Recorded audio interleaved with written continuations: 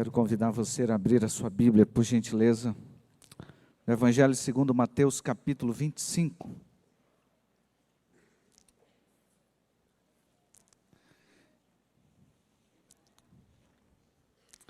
Evangelho segundo Mateus, capítulo 25, a partir do verso 1 até o verso 13.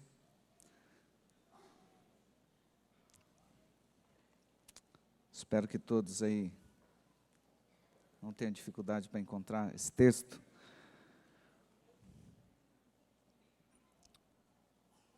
É um texto muito conhecido. Eu imagino que pelo menos 10 vezes você já tenha ouvido a respeito desse tema, ou dessa parábola que está escrita em Mateus capítulo 25, verso 1 a 3. Eu leio com vocês. Então o reino dos céus será semelhante a 10 virgens que, tomando as suas lâmpadas, saíram a encontrar-se com o noivo. 5 dentre elas eram nécias e 5 prudentes. As nécias, ao tomarem as suas lâmpadas, não levaram azeite consigo. No entanto, as prudentes, além das lâmpadas, levaram azeite nas vasilhas. E tardando o noivo, foram todas tomadas de sono e adormeceram. Mas à meia-noite ouviu-se um grito: eis o noivo, saía ao encontro. Então levantaram todas aquelas virgens e prepararam as suas lâmpadas. E as nécias disseram às prudentes: dai-nos do vosso azeite, porque as nossas lâmpadas estão se apagando. Verso 9, mas as prudentes responderam: não, para que não nos falte a nós e a vós outras. E diante aos que vende, e comprai-o. E saindo elas para comprar, chegou o noivo, e as que estavam apercebidas entraram com ele para as bodas, e fechou-se a porta. Mais tarde chegaram as virgens nécias, clamando: Senhor, Senhor, abre-nos a porta. Mas ele respondeu: em verdade vos digo que não vos conheço. Vigiai, pois, porque não sabeis o dia nem a hora. Convido você a fechar seus olhos. Pai eterno, nós sabemos que existe autoridade, há poder, há graça, misericórdia em nome de Jesus Cristo, nosso Senhor e nosso Salvador. Pai querido, nessa manhã nós viemos aqui em busca de ter mais uma vez um encontro real contigo. Nossas vidas precisam constantemente, nós necessitamos, Senhor, diariamente, constantemente da Tua graça na nossa vida. Esse encontro tem que ser diário, nós sentimos falta disso, Pai, por isso a Tua igreja vem neste sábado mais uma vez abrir o coração, fazer apelos a Ti, Senhor, suplicar-lhes, pedindo para que, mais uma vez, a Tua glória paire na vida de cada pessoa que aqui está.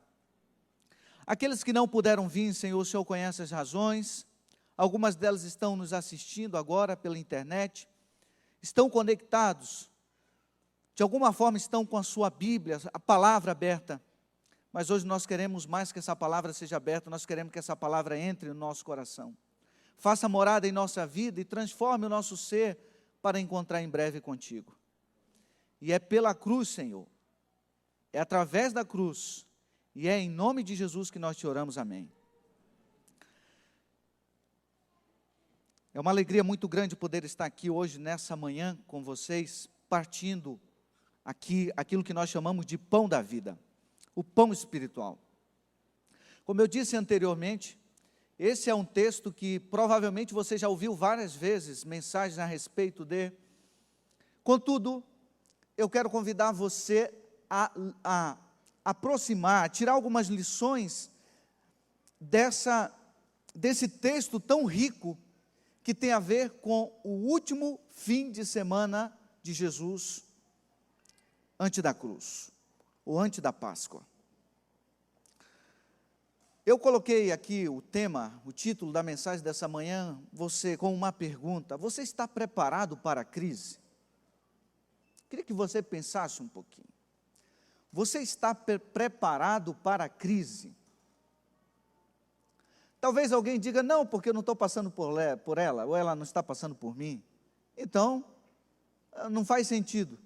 A crise para mim não é real porque eu não estou passando, ou ela não passa por mim, nem eu quero chegar perto dela. Então, não há nenhum problema com isso, pastor. Eu estou livre, não quero saber de crise. Mas quando eu falo de crise, eu não estou falando da nossa economia, eu não estou falando do Brasil, não estou falando de desemprego. Eu estou falando de uma crise que foi prevista pelo próprio Cristo para a última geração de crentes que estariam na terra na ocasião da sua volta. E por isso Jesus então começa falando sobre essa grande crise. A palavra crise lá na Bíblia, no original grego, é a palavra julgamento. Quando Deus prediz uma crise no meio da igreja, Deus está julgando o seu povo. Vou repetir.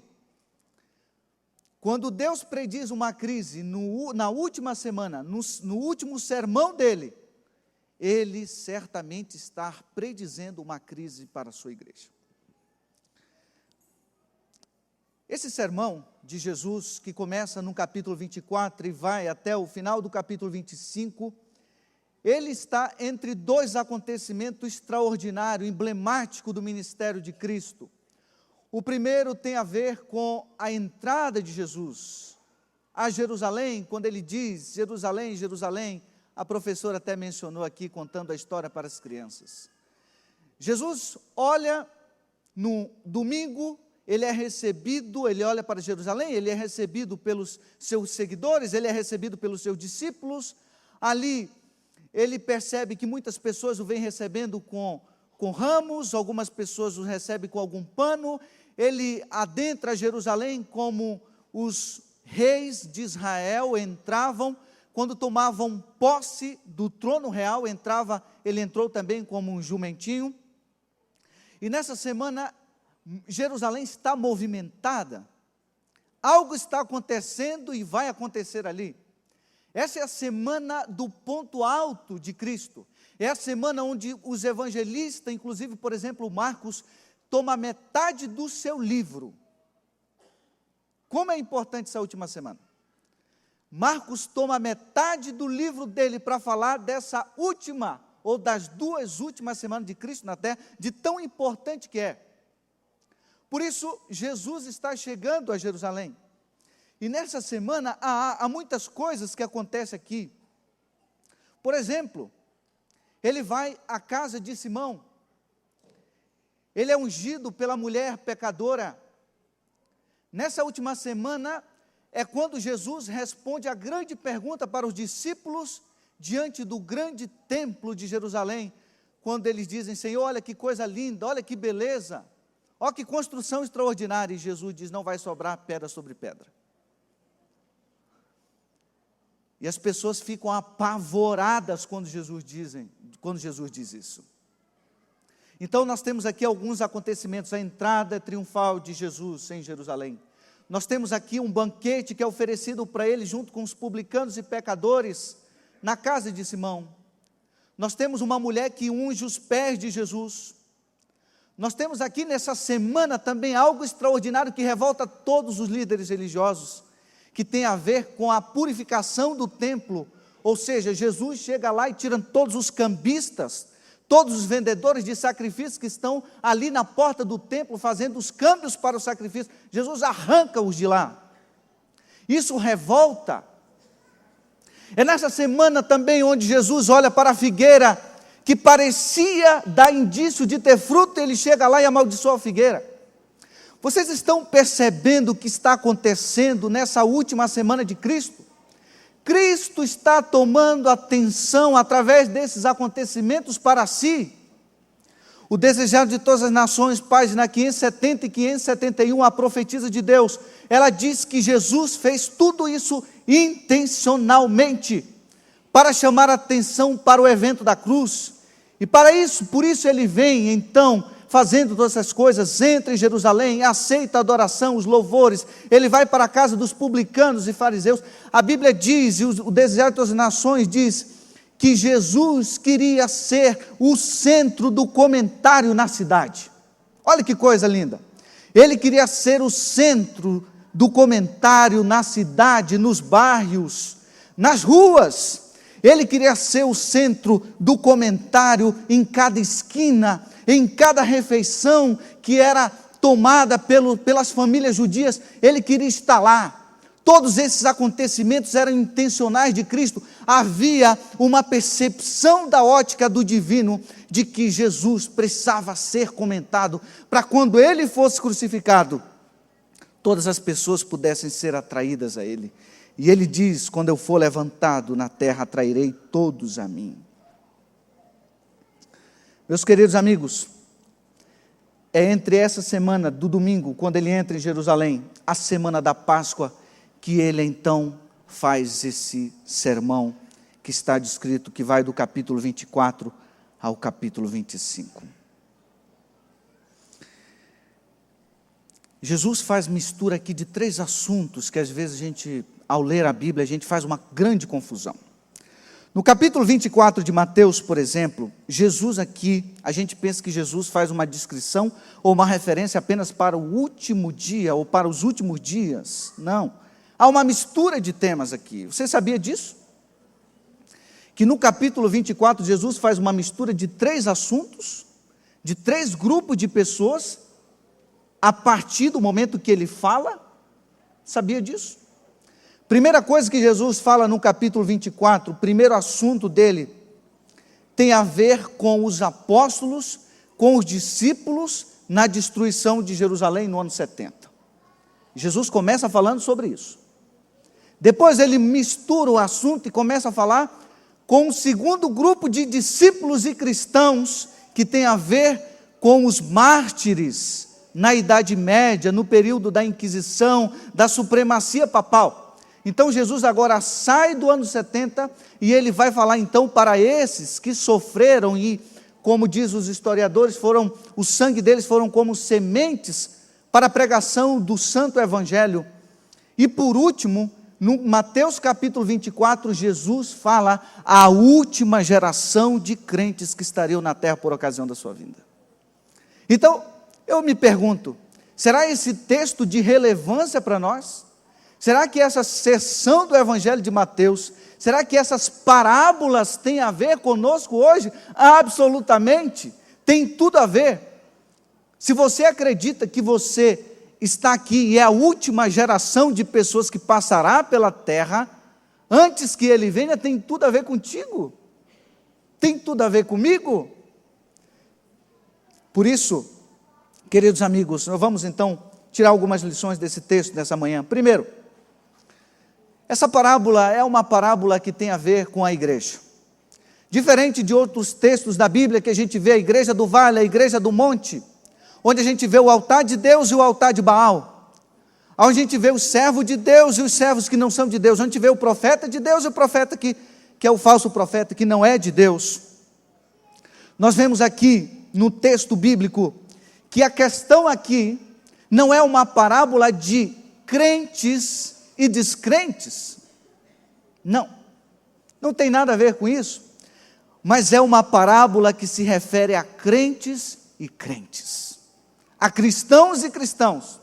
Podemos dizer que na nossa comunidade há adventistas do sétimo dia e há adventistas do sétimo dia, são vários, 2 grupos de pessoas ele divide, e o sermão é para você, é para a igreja. A parábola começa dizendo então que o reino dos céus será semelhante. No Evangelho de Mateus nós encontramos muito essa expressão, o reino do céu é semelhante, não? Mas aqui no Mateus 25, ele já não usa no tempo presente, ele usa no tempo futuro. Quando você vê, por exemplo, Jesus pregando, Mateus capítulo 5 ao 7, em todo o livro, ele vai dizendo, o reino do céu é semelhante a, reino do céu é semelhante a, aqui não, aqui ele diz, o reino do céu será semelhante a. Ele está falando para a gente. Ele está falando para você, está falando para a sua família, está falando para mim. Olha que maravilha. Sabe o que eu gosto de Cristo na Bíblia? De muitas das coisas que eu me apaixono pelas Escrituras, é que na Bíblia Sagrada tudo é intencional. Olha só. Você pode olhar, por exemplo, uma história, imagina uma história na Bíblia que te chama a atenção nos Evangelhos.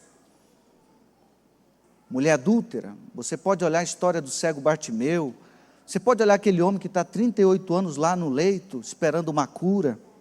Você pode olhar aqueles endemoniados, você pode perceber aqueles que estão com fome. Sabe o que eu acho mais extraordinário na Bíblia? É que em todas as histórias da Bíblia tem uma parte de nós lá. Cada história da Bíblia tem um pedaço da gente, tem um pedaço de nós. Seja em que história for, tem um pedaço da minha vida nessa história, tem um pedaço da sua história. Por isso tudo que Jesus faz é intencional. E aqui no texto, nessa narrativa, Jesus está se referindo a nós hoje. Quando Jesus fez a oração sacerdotal, em João capítulo 17, que nós a chamamos de oração sacerdotal, oração do sacerdote, Jesus ora ali pela glória dele, pede a glória. Jesus depois ora pelos apóstolos, e depois Jesus faz uma oração para todos aqueles, no verso 20, que viesse a crer nele. Ou seja, Jesus inclui você, a sua família, e eu, todos nós estamos incluídos na oração do sacerdote. E quando Jesus vai falar da última geração de crentes, Jesus inclui também cada um de nós. Ou seja, na Bíblia, nos Evangelhos, nós estamos incluídos ali. O contraste aqui da parábola acontece, ele começa dizendo, as 10 virgens, 5, ele vai definir aqui, fazer a diferença, verso 2, 5 dentre elas eram nécias, e 5 prudentes. Algumas traduções, ela não traz a palavra nécias, elas trazem, algumas traduções trazem a palavra insensato, eu não sei como está na sua Bíblia aí. A maioria aqui, quantos trazem a palavra nécia aí?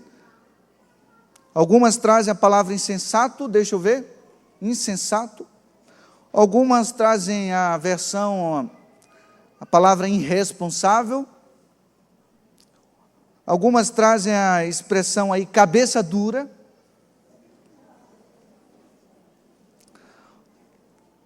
A palavra no grego é possível, algumas traduções, ou traduz como ignorante.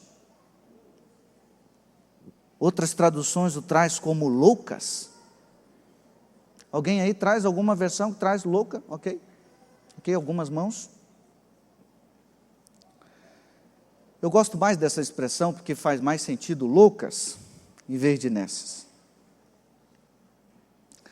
5 delas eram prudentes, Jesus disse. 5 delas eram prudentes, olhem bem. 5 eram loucas, insensatas, ignorantes, cabeça dura. Veja bem, eu fiquei pensando, loucas, insensatas. Quem são os insensatos na Bíblia? Se você, por exemplo, vai a Salmos capítulo 14, ou Salmos 14, 1, diz que quem é o insensato? Quem é o insensato? Salmo 14, verso 1, você pode ir lá comigo? Quem é esse insensato? Salmo 14, 1 diz assim, diz o insensato no seu coração. O que ele diz? Não há Deus. Essas pessoas aqui, essas nécias, ou essas insensatas, cabeça dura, irresponsável, ignorante ou loucas, elas vivem a religião como se Deus não existisse. Aí você lembra do episódio que nós estudamos trimestre passado na lição de Jó. Jó capítulo 2, verso 9 e 10. Quando a mulher de Jó, com pena dele, tentando ajudar os planos de Deus. Ela olha para Jó e diz assim: amaldiçoa o teu Deus e morre. Não é isso que ela diz? A gente acusa a mulher de Jó, né? Mas você esquece que ela tinha sofrido já demais de ter visto os filhos morrer, a riqueza ir embora, a saúde do marido acabando. E ela disse: amaldiçoa o teu Deus, porque os judeus acreditavam que alguém que amaldiçoava Deus morria imediatamente. Então ela está querendo dizer assim: vamos amenizar o sofrimento. Mas como é que Jó responde à mulher? Quer ir lá? Vamos lá, volta lá, vai lá na Bíblia, nós estamos aqui para estudá-la mesmo. No livro de Jó, capítulo 2, eu estou desenvolvendo o conceito de insensatos, de loucos, na Bíblia. Capítulo 2, verso 9. Então sua mulher lhe disse: assim conservas a tua integridade? Amaldiçoa Deus e morre. Verso 10, mas ele lhe respondeu: falas como... O contexto aqui, Jó está dizendo para a esposa dele: você fala como se Deus não existisse, você vive como louca. Salmo 14, 1, insensata, ignorante, cabeça dura. Há pessoas que você prega o evangelho, ensina o evangelho, mostra a palavra, e ele continua fazendo a mesma coisa, ele vive como se Deus não existisse. Agora, Jesus, quando traz esse assunto das 10 virgens, ele traz-nos o entendimento de que, pior do que o mundo viver como se Deus não existisse, é alguém dentro da igreja viver como se ele não existisse. Entende o que eu estou falando? É possível, pastor, alguém dentro da igreja viver como se Deus não existisse? É possível. Dei 2 exemplos para você, e voltamos para o texto. E há outros textos na Bíblia que falam sobre isso. Eram insensatas porque elas viviam como se Deus não existisse.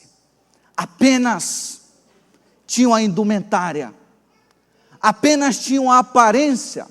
Nessa última semana, quando Jesus vai diante da figueira e olha para a figueira, eu imagino que a figueira não era tão bonita quanto essa ornamentação aqui, mas a figueira estava cheia de folhas, e eles sabiam que haviam 2 momentos que o figo era produzido, e a primeira tinha que ver com a produção temporã, onde era dado para as pessoas mais simples que comiam daquele fruto.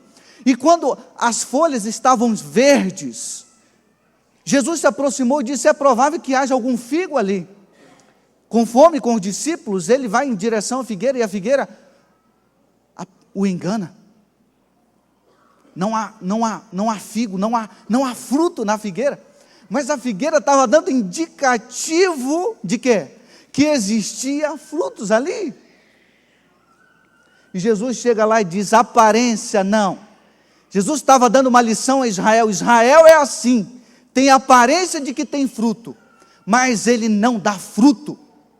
O cristão, amigo, que vive na igreja, é esse cristão que a parábola faz diferença das prudentes e das nécias, são aqueles que vivem apenas a aparência da religião.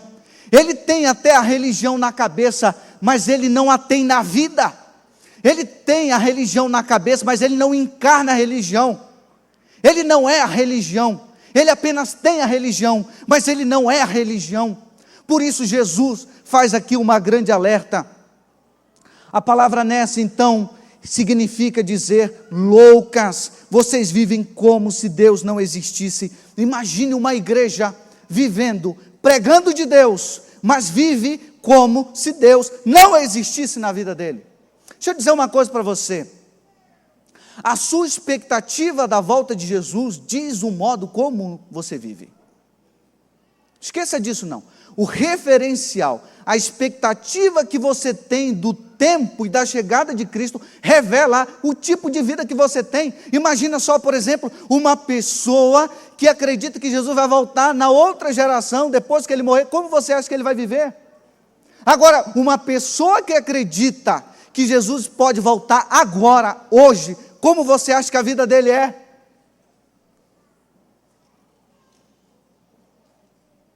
a expectativa da volta de Jesus revela a nossa vida, irmãos. Agora vem uma outra palavrinha lá no grego que a gente vai buscar. A primeira palavra é dessas, as nécias, as loucas, a palavra moros. Agora vem uma outra palavra no grego que aparece aqui falando as prudentes. É a palavra phrinomos, que quer dizer inteligente, responsável, que tem uma atividade mental, que raciocina. Essa é que espera o noivo.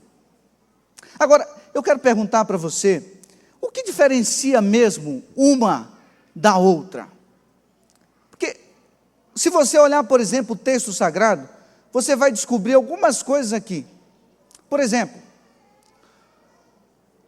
todas eram virgens, sim ou não?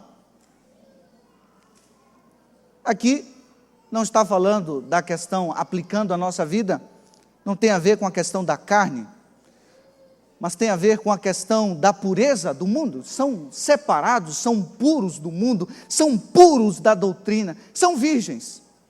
Eles têm a doutrina na cabeça muito claro, ou muito clara, está certinho. Eles vivem na igreja, são virgens, são pessoas puras da doutrina, não se envolvem com o mundo, não querem saber do mundo, o mundo não os atrai mais. Então a gente já percebe que não é a questão da pureza que é a diferença. Outra pergunta: as virgens prudentes tinham as lâmpadas, que representa a Bíblia, a palavra de Deus, mas as outras tinham ou não tinham? Tinham. Então a diferença não é que elas não tinham Bíblia, a outra também tinha. As outras também tinham Bíblia. Então, deve ser, a diferença é porque as 5 dormiram e as outras não dormiram. As prudentes dormiram? As outras, as nécias dormiram, as prudentes também dormiram. Uma outra pergunta: as prudentes estavam aguardando o noivo, que representa Jesus Cristo aqui? Estavam ou não estavam? E as loucas estavam aguardando também ou não? Estavam. O que diferencia então, irmãos? Todas tinham vasilhas? Todas tinham vasilhas. Só que há uma diferença. Qual a diferença? A diferença é que umas tinham o quê? Vasilha cheia. E as outras, vazia. Olha só, você consegue entender o que está acontecendo aqui? Consegue? Conseguem entender aí, vocês aí na galeria? Conseguem entender o que está acontecendo aqui? Elas têm a Bíblia, elas aguardam o noivo, elas estão aguardando o noivo, elas têm a Bíblia, elas estão atentas, mas elas não têm reserva para a crise. Elas não se prepararam para a crise. Imagina só. Você está na igreja falando, irmão, persevera. Quando você dá um estudo bíblico que alguém, ou ele se batiza, ou se ele se batizar, ele perde o emprego, se ele vier para a igreja, ele perde o emprego, aí você diz assim, mas a Bíblia diz que melhor servir a Deus do que aos homens. Você faz o apelo para ele ou para ela. Persevera. Mas esses daqui têm a Bíblia na cabeça, ensinam tudo isso. Mas eles mesmos não se prepararam. Que coisa triste. Agora, olha só como uma coisa fica muito mais difícil ainda. Às vezes eu costumo pensar que alguns cristãos são como cristãos placa. Você está andando por aí e de repente você enxerga uma placa a alguns metros e diz assim, dá a setinha para a direita e você sabe que tem que virar para a direita. Não dá para fazer retorno. Aí você anda lá na frente, de repente você vê assim uma placa que diz assim, 60 quilômetros por hora. De repente você está dirigindo e para diante de uma placa. Porque está escrito lá. Pare.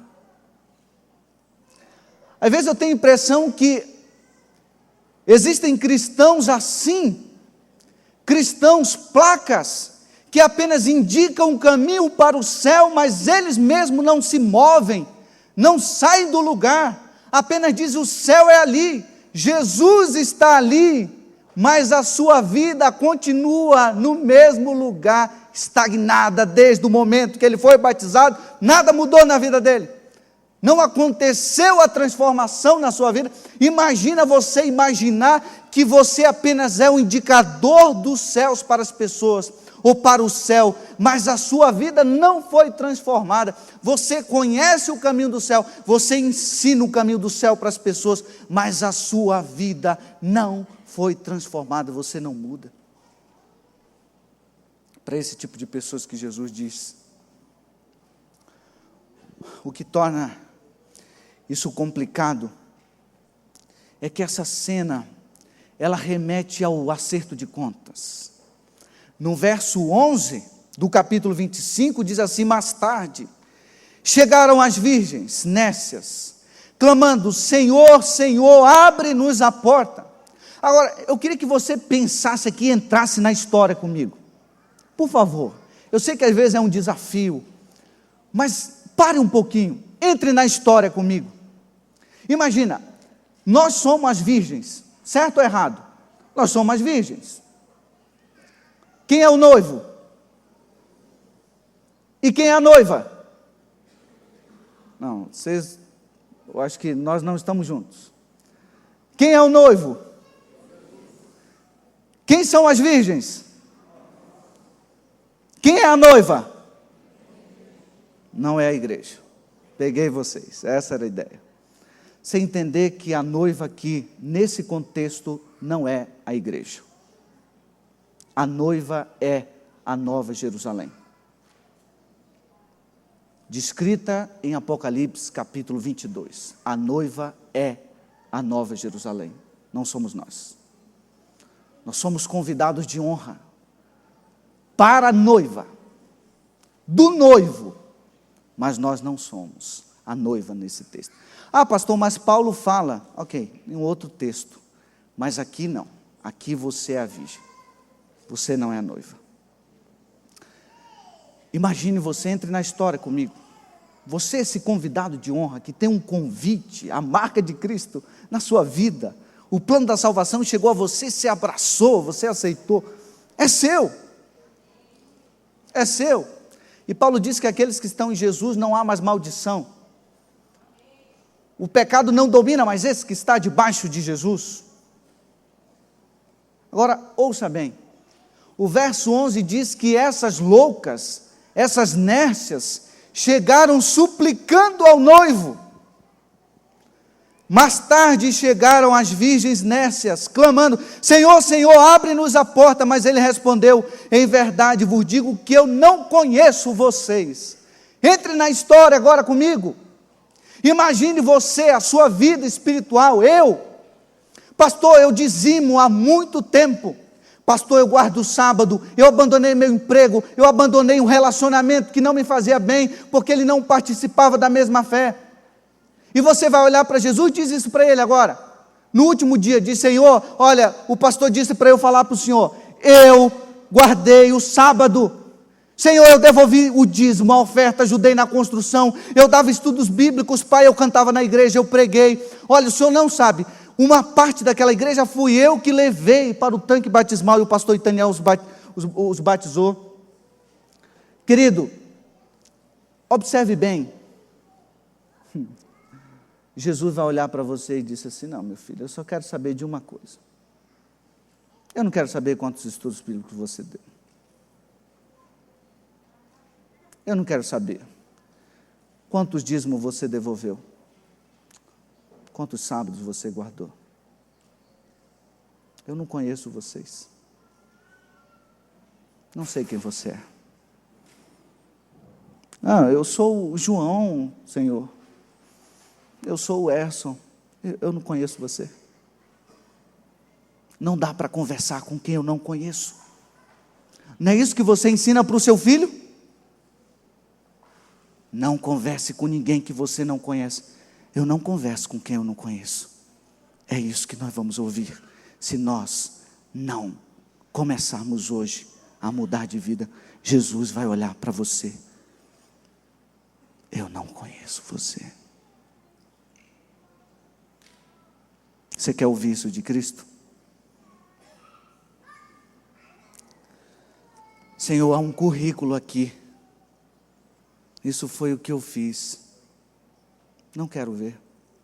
Eu não conheço você. A gente prega a palavra, a gente abre o texto, a gente lê o texto, a gente ensina o texto bíblico, mas a gente não se coloca no texto. Se coloque no texto. A história tem a ver com você que está lá atrás, com você na galeria, comigo que estou aqui no púlpito. Jesus vai dizer, se você não fizer um preparo, Ele vai dizer, eu não conheço, porque na vida do cristão não existe passado. Você vai apresentar o passado para Jesus, Ele não quer saber do passado. A vida do cristão não existe passado, de bom, de ruim, é todo dia. Todo dia, o ontem não valeu mais, o que aconteceu de ruim ou de bom já passou, é o hoje, agora é sábado, dia 4 de março de 2017, é o que vale agora, é o hoje. E o incrível é que no Evangelho de Mateus, no capítulo 7, você pode ir lá comigo, por favor, nós estamos indo para o nosso cerne do sermão, no capítulo 7, nesse acerto de contas, Jesus também profere as mesmas palavras ao mesmo grupo de pessoas. Capítulo 7, e o verso 21. Verso 21. Mateus capítulo 7, verso 21. Diz assim: nem todo que me diz, Senhor, Senhor, entrará no reino dos céus, mas aquele que faz. Muitos naquele dia hão de dizer-me, Senhor, Senhor, porventura não temos profetizado em Teu nome, e em Teu nome não expelimos demônios, e em Teu nome não fizemos muitos milagres? Ou seja, esse grupo é o mesmo grupo, Jesus está falando para eles, em um mesmo texto, Jesus está dizendo, é o mesmo grupo de pessoas, eles são pessoas da igreja, eles pregam em meu nome, eles expulsam o demônio em meu nome, eles curam em meu nome, eles profetizam em meu nome, mas o que o texto diz? Então lhe direi explicitamente, o quê? Não sei quem vocês são, eu não converso com estranhos, eu não sei quem vocês são, apartai-vos de mim. Na minha versão diz, os que praticais a iniquidade, mas no original grego eu gosto mais do grego, a tradução do grego é muito mais forte, porque no original grego aparece assim, apartai-vos de mim vocês que quebraram a minha lei. Vocês acabaram com a minha lei. Vocês destruíram a minha lei. Apartai-vos de mim, não quero saber de vocês. É o mesmo grupo de pessoas, Jesus está falando para uma igreja de crentes e não para a igreja de crentes e descrentes, que serve a Deus e que não servem, que professam e que não profetam. Não é para nós, é para você, é para mim. Voltemos ao texto para a gente então finalizar. O texto bíblico nos diz que não adianta você oferecer o que você fez, é você aceitar o que Ele ofereceu. Não adianta você oferecer o que você fez para Ele, é você aceitar o que Ele ofereceu para cada um de nós. Há uma coisa, a última coisa que eu gostaria de considerar. Verso 9. As prudentes responderam. Verso 8, para a gente entender. E as nécias disseram aos prudentes, dai-nos do vosso azeite, para que as nossas lâmpadas, porque as nossas lâmpadas estão se apagando. Verso 9. Mas as prudentes responderam: não, para que não nos falte a nós e a vós outras, e diante aos que o vendem e comprai-o. Amigo, aqui há uma lição extraordinária para você e para mim. Vida cristã não se constrói por atacado. Pai não transmite para o filho, filho não transmite para o pai, é individualmente. Vá comprar você. Você não pode passar para o outro aquilo que você recebeu, aquilo que é a sua intimidade. Eu posso dizer: toma, você tem que hoje buscar o azeite para que encha as vasilhas do azeite da sua vida. Eu não sei a quantidade que você precisa, eu sei da minha quantidade. Nós não podemos transmitir para o outro, terceirizar, responsabilizar os outros por a minha vida pessoal com Deus. Entenda isso.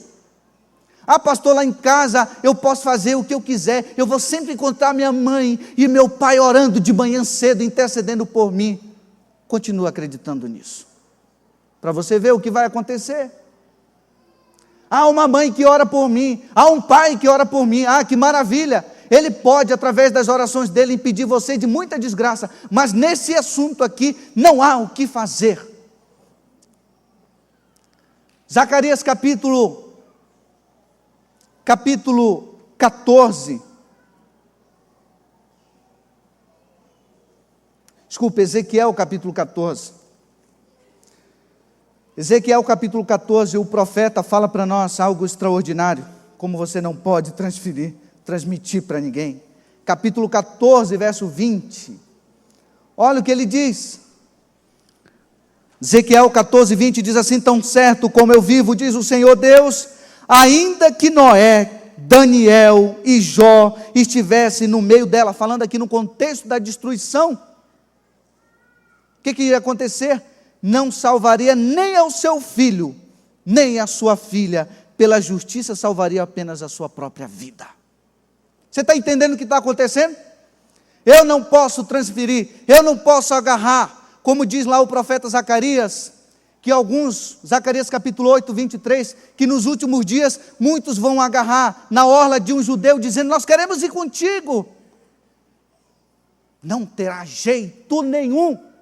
A Bíblia diz que nós não podemos transferir, porque a construção da vida espiritual, ela é individual. Na minha casa, e hoje eu estou feliz porque eu estou inteirando 3 meses de casado, e eu espero que daqui um tempo sejam 3 anos, e que não seja muito mais por muito tempo, porque Jesus vai voltar, então vou ficar aqui. Mas eu quero dizer para vocês, que na minha casa, todos os dias, quando eu casei, no dia seguinte, eu tive que acordar um pouco mais cedo. Aliás, eu não dormi direito aquela noite, né? Mas eu tive que acordar, amém. Eu tive que despertar de manhã cedo, e olhei para alguém que estava deitado na minha cama, e disse assim, na cama onde nós estávamos, no hotel, e eu olhei assim e disse: agora há uma ovelha para pastorear todo o tempo, porque mas ela também é minha ovelha, e agora há um culto que precisa ser feito todos os dias com ela.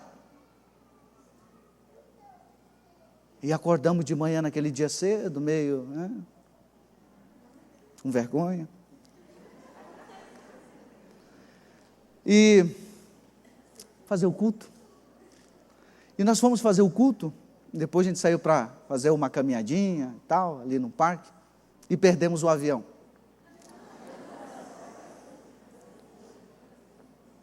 Porque a pessoa que ia buscar a gente não foi no horário certo. Mas eu quero dizer para vocês que na minha casa, agora eu posso dizer com a minha família, a minha linda esposa, eu tenho que fazer o culto todos os dias, e durante esses 90 dias não houve um dia que nós não orássemos juntos. Não houve um dia que nós não lêssemos a Bíblia juntos. Nem um dia, para a honra e glória de Deus. Até mesmo quando eu estava viajando, nós orávamos juntos por telefone. Nem um dia. Porque há algo que Deus vai pedir de mim como esposo, como pastor da minha família. Mas questão individual da minha esposa, Deus não vai pedir de mim. Ele não vai me procurar e dizer assim, olha, não, Ele não vai me pedir isso, porque a coisa é individual. Você não pode transmitir para o outro. Eu quero terminar. No casamento judeu, Jesus tirou essa lição do casamento judeu. E no casamento judeu, quando, pelo menos naquele tempo, quando o noivo olhava uma moça e dizia assim, eu gostei dela, olha que maravilha, gostei dela. Então ele ia com o pai, com a mãe, dizia, eu gostei dela. Ah, você gostou? Então nós vamos falar com o pai dela. Então o pai, a mãe e o interessado iam até a casa da noiva. E chegavam lá numa conversa, talvez de um jantar, e diziam, olha, o meu filho gostou da sua filha. E a gente veio conversar duas coisas. Primeiro, ele está interessado e quer casar com ela. E segunda coisa, nós viemos tratar do dote. E eles conversavam e acertavam as coisas, as datas do casamento. Mas antes dele ir embora, ele olhava para a noiva e fazia um discurso. Sabe qual era o discurso? Ele olhava para a noiva e dizia assim, olha, eu estou indo preparar o nosso lugarzinho. E quando estiver pronto, eu virei te buscar. E não se viam mais. Ele ia, preparava a sua câmara ou a sua suíte, para ele passar, porque eram 7 dias, tinha que ter mantimentos durante 7 dias de lua de mel. E ele tinha que preparar. E sabe quem era o fiscal? Era o pai. O pai de vez em quando ia olhar a construção. E o pai chegava lá dizendo, está faltando. E ele apressado, porque ele queria casar logo. Né? Mas o pai chegava lá e dizia, agora pode ir, está pronto. E aí então saía alguém, geralmente era à noite, gritando na rua. Primeiro havia um guarda. Por isso que o hino que a gente vai cantar daqui a pouco fala sobre isso. Havia alguém que saía tocando trombeta, anunciando que o noivo estava pronto e que o casamento já ia acontecer. E não é isso que Jesus foi fazer? O pai supervisionando tudo que o filho está fazendo. E agora então, quando estiver pronto a obra no santuário celestial, Jesus vai dizer, pai vai dizer, acabou meu filho, quem for justo, continua sendo justo, quem for pecador, continue sendo pecador, acabou, agora você pode buscar os convidados, porque a noiva já está pronta. Meus queridos amigos e irmãos, eu quero fazer um apelo para você, mas eu quero tirar 3 lições dessa parábola. A primeira lição da parábola é, o noivo está vindo. Jesus está vindo. A sua vida vai refletir a sua expectativa que você tem da volta de Cristo. O noivo está vindo. Se acredite ou não, queira ou não, esteja dormindo ou não, morto ou não, querendo ou não, ele vai vir. O noivo vai vir. Essa é a primeira lição. Segunda lição que a gente tira dessa parábola é que enquanto o noivo não chega, você precisa fazer uma segunda coisa. Você precisa estocar óleo. Você precisa se preparar em santificação.